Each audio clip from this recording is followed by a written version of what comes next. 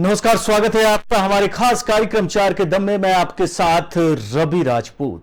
आज 4 बड़ी खबरों पर हम चर्चा करेंगे। उन 4 बड़ी खबरों को आप तक पहुंचाएंगे। उन 4 बड़ी खबरें जो आज दिन भर चर्चा का विषय बनी रही। तो पहली खबर है, समाज में एसडीएम की करतूत कलंक बन गई है। आपको बताएंगे वो एसडीएम है कौन, उसकी क्या करतूत है, उसके पीछे की कहानी क्या है, ये आप तक हम पहुंचाएंगे। वहीं दूसरी खबर, 4 जुलाई को एससीओ का 22वां शिखर सम्मेलन होने वाला है। एससीओ जिसमें कई देश शामिल होंगे। यह माना जा रहा है कि इस बार एससीओ में, इसके पहले जब पाकिस्तान के विदेश मंत्री बिलावल भुट्टो भारत आए थे, अब इस बार वर्चुअली जुड़ने की तैयारी है। फिलहाल बताएंगे एससीओ से जुड़ी सारी जानकारी आपको। वहीं तीसरी खबर, दिल्ली में मंदिर और मजार दोनों पर आज प्रशासन का बुलडोजर चला है। प्रशासन को यह अनुमान था कि ऐसा ना हो कि दंगा भड़के, लोगों में गुस्सा आए, उसके पहले पूरी तरीके से ड्रोन कैमरे से निगरानी रख ली गई थी। सीआरपीएफ की टीम तैनात कर दी गई थी। उसके बाद मंदिर और मजार को गिराया गया। इसके पीछे प्रशासन की कैसी कार्रवाई रही, प्रशासन ने कैसे मंदिर और मजार को गिराया, इसके विषय में भी आपको हम बखूबी बताएंगे। वहीं चौथी खबर, पूरी तरीके से गुजरात के 7 जिलों में बाढ़ जैसे हालात हैं। गुजरात समेत कई और राज्य भी हैं जहां पर इस समय बरसात के पानी पूरी तरीके से, मौसम की जो बर्बरता है वो पूरी तरीके से दिख रही है। लेकिन इस समय गुजरात के 7 जिले ऐसे हैं जहां पर पूरी तरीके से बाढ़ के हालात हैं। लोग परेशान हैं, लोगों के घरों में पानी घुस गया है। एनडीआरएफ, एसडीआरएफ की टीम मौजूद है, एयरफोर्स की टीम को लगाया गया है। यानी कि आज इन्हीं 4 बड़ी खबरों पर हम चर्चा करने वाले हैं और इन 4 बड़ी खबरों के विषय में आपको हम बताएंगे बखूबी। तो 4 बड़ी खबर, समाज में आज एसडीएम की करतूत कलंक बन चुकी है। वो एसडीएम साहिबा आखिर है कौन? आप तक भी सोशल मीडिया के माध्यम से यह खबर पहुंची होगी, लेकिन आज हम आपको हकीकत से पर्दा उठाएंगे। आखिर इसके पीछे की कहानी है क्या? वहीं दूसरी खबर, 4 जुलाई को एससीओ समिट होने वाला है, जिसमें वर्चुअली कई देशों के प्रधानमंत्री, वहां के राष्ट्र प्रमुख, विदेश मंत्री वर्चुअली जुड़ने वाले हैं। और इस बार का एससीओ कितना खास रहने वाला है, इसे भी आपको बताएंगे। तीसरी खबर, दिल्ली में मंदिर और मजार पर प्रशासन का बुलडोजर चला है। आज एक साथ मंदिर और मजार दोनों पर प्रशासन का बुलडोजर चला है। वहीं अधिकारी जानकारी के मुताबिक आपको बता दें कि मंदिर में पूजा करने के बाद, उसके बाद मंदिर को ढहाया गया है, गिराया गया है। वहीं पूरी स्वतंत्रता दी गई थी पुजारी को कि आप मंदिर से जो देवी देवताओं की तस्वीर है, फोटो है, मूर्तियां हैं, उन्हें यहां से हटा सकते हैं। उसके बाद फिर प्रशासन का बुलडोजर चला।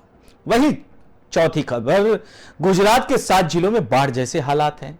वहीं गुजरात समेत चाहे बिहार हो, उत्तराखंड हो, हिमाचल हो, जम्मू कश्मीर हो, राजस्थान हो, महाराष्ट्र हो, पूरी तरीके से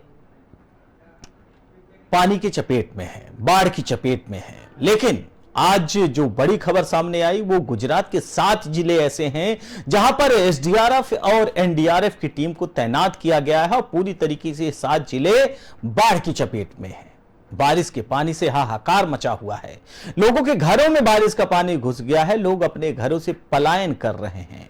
वहीं एनडीआरएफ और एसडीआरएफ इसीलिए लगाया गया है कि हर परिवार को, हर इंसान को सही और समुचित स्थान पर, सुरक्षित स्थान पर पहुंचाया जा सके। तो ये 4 बड़ी खबरों पर हम चर्चा करेंगे।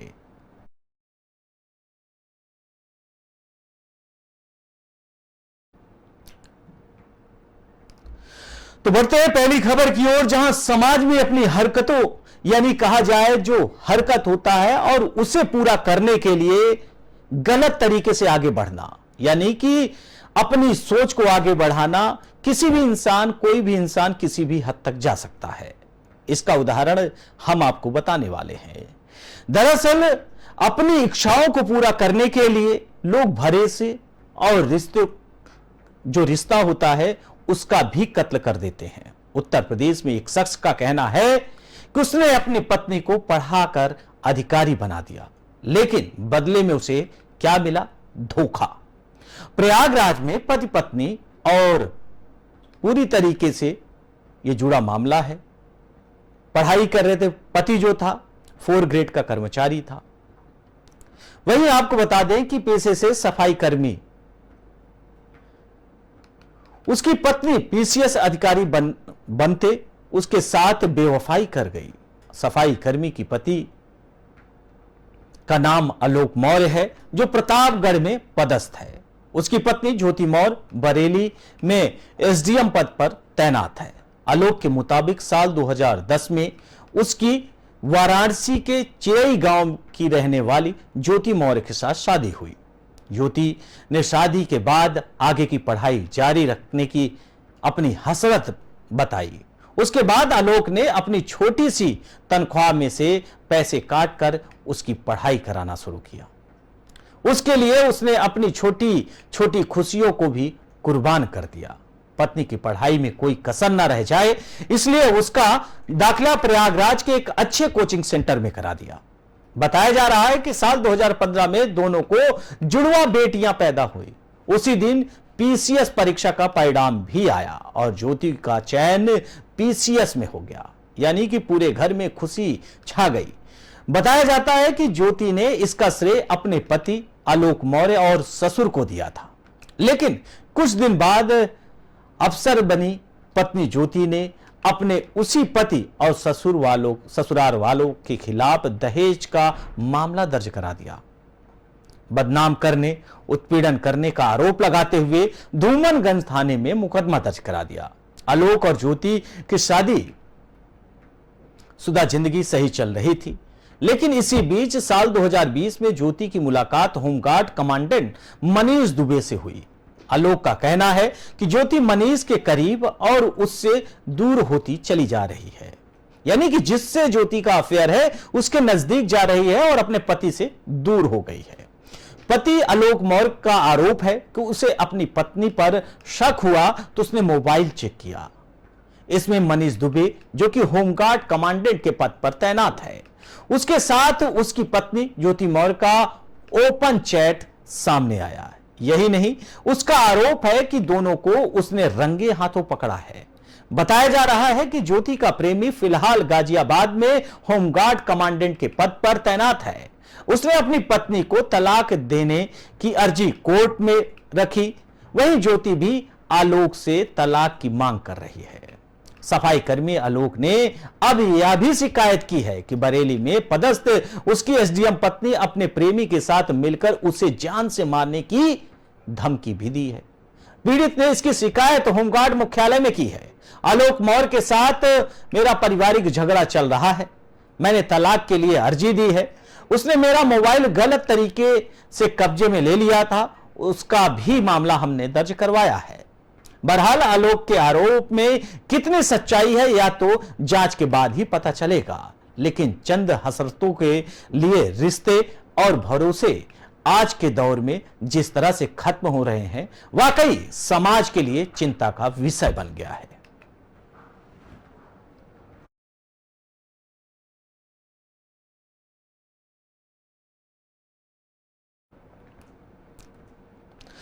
बढ़ते हैं अगली खबर की ओर, जहां एससीओ परिषद के राष्ट्रीय अध्यक्षों का 22वां शिखर सम्मेलन 4 जुलाई 2023 को वर्चुअली आयोजित किया जा रहा है। इसकी अध्यक्षता प्रधानमंत्री नरेंद्र मोदी खुद करेंगे। इस समिट में सभी एससीओ सदस्य शामिल होंगे। चीन, पाकिस्तान ने अपने अपने देशों में प्रेस कॉन्फ्रेंस कर इस बात की जानकारी साझा की है। वह इस सम्मेलन में वर्चुअली शामिल होने वाले हैं। शुक्रवार को बीजिंग में एक आधिकारिक घोषणा में कहा गया कि चीनी राष्ट्रपति शी जिनपिंग अगले सप्ताह भारत की मेजबानी में शंघाई सहयोग संगठन यानी कि एससीओ के आभासी शिखर सम्मेलन में भाग लेंगे। वहीं पाकिस्तान के प्रधानमंत्री शहबाज शरीफ भी इस बैठक में वर्चुअली शामिल होंगे। शिखर सम्मेलन में चीन, रूस, कजाकिस्तान, किर्गिस्तान, पाकिस्तान, तजाकिस्तान और उज्बेकिस्तान को आमंत्रित किया गया है।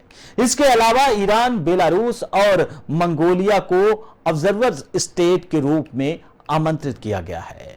एससीओ की परंपरा के अनुसार तुर्कमेनिस्तान को भी अतिथि के रूप में आमंत्रित किया गया है। वहीं एससीओ बॉडी के 2 प्रमुख सचिवालय और एससीओ आरएटीएस भी उपस्थित रहेंगे। इसके अलावा 6 अंतरराष्ट्रीय और क्षेत्रीय संगठनों के प्रमुखों को भी आमंत्रित किया गया है। इनमें संयुक्त राष्ट्र, आसियान और CIS, CSTO और EAEU और CICA का नाम भी शामिल है।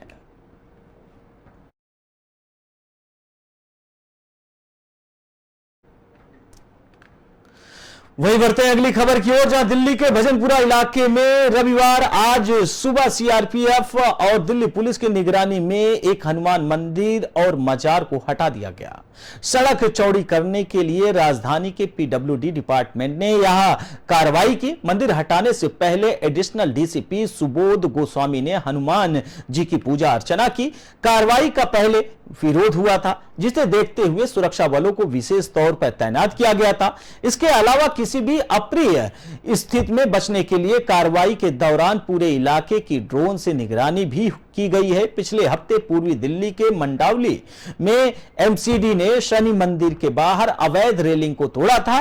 कार्रवाई को लेकर स्थानीय लोगों और सुरक्षा कर्मियों के बीच झड़प भी हुई थी। लोगों के विरोध को देखते हुए यहां CRPF तैनात कर दिया गया था। दिल्ली नॉर्थ ईस्ट के DCP जॉय N तिर्की ने बताया कि दिल्ली की धार्मिक मामलों की कमेटी ने भजनपुरा इलाके में एक हनुमान मंदिर और एक मजार को हटाने का फैसला लिया था, जिससे सहारनपुर हाईवे के रोड को चौड़ा किया जा सके। स्थानीय लोगों के सहयोग से दोनों धार्मिक स्थलों को शांतिपूर्वक ढंग से हटा दिया गया है।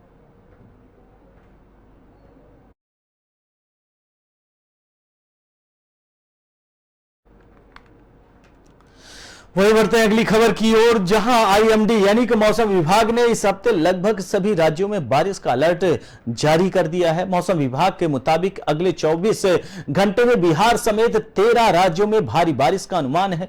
राज्यों की बात करें तो गुजरात में पिछले 30 घंटों से भारी बारिश के चलते 10 लोगों की मौत हो चुकी है।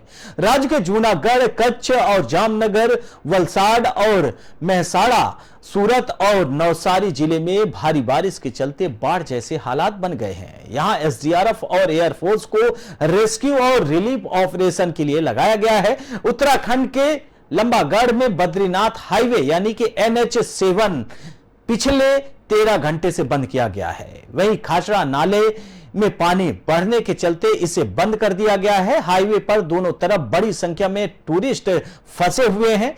हाईवे पिछले एक हफ्ते में तीसरी बार बंद हुआ है। इससे पहले 29 जून और शनिवार सुबह लैंडस्लाइड की घटना की वजह से बंद किया गया था, जिसके बाद हाईवे कई घंटों तक बाधित भी रहा। हिमाचल में पिछले एक हफ्ते में 24 लोगों की मौत की खबर सामने आई है। दिल्ली में एक ऑटो चालक की ड्रेनेज में गिरने से मौत हुई है। वहीं गुजरात समेत 3 राज्यों में 35 लोगों की अब तक मौत की खबर सामने आई है।